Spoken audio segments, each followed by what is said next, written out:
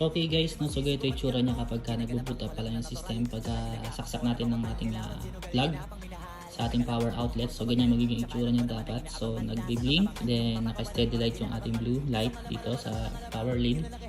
Then yung ating coin lead nagbi-blink. Then pag stable na yung system, nag-boot up na, magbi-blinking na lang, running light na lang siya. Tapos mamamatay na po itong blue. So kasi pag ganyan yung appearance niya or ganyan po siya, ibig sabihin po niya may naghuhulog, or kapag kaka-open mo lang, ganyan talaga mangyayari. Nagbi-blink and naka-steady light sa ating power lead. So ito yung tsura niya, no.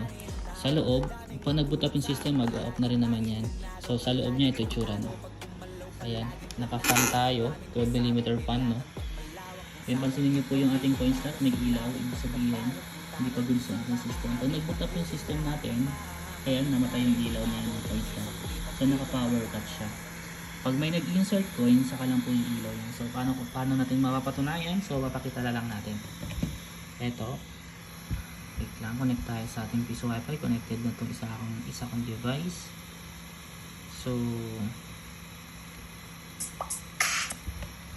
eto, no, ayan, papakita natin.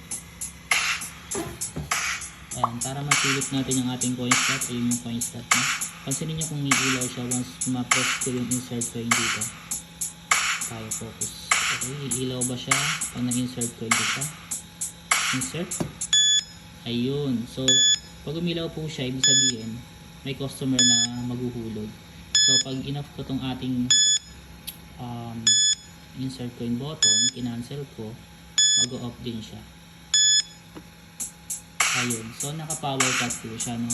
Running lang po to ng 12 volts lahat. Ang pinakamataas ito 12 volts, so napakamura lang sa kuryente. So cost estimate siguro nasa less than 300 per month lang po ang babayaran sa kuryente. What if naka-solar tayo? So goods na goods po talaga. Ayan, so naka custom board.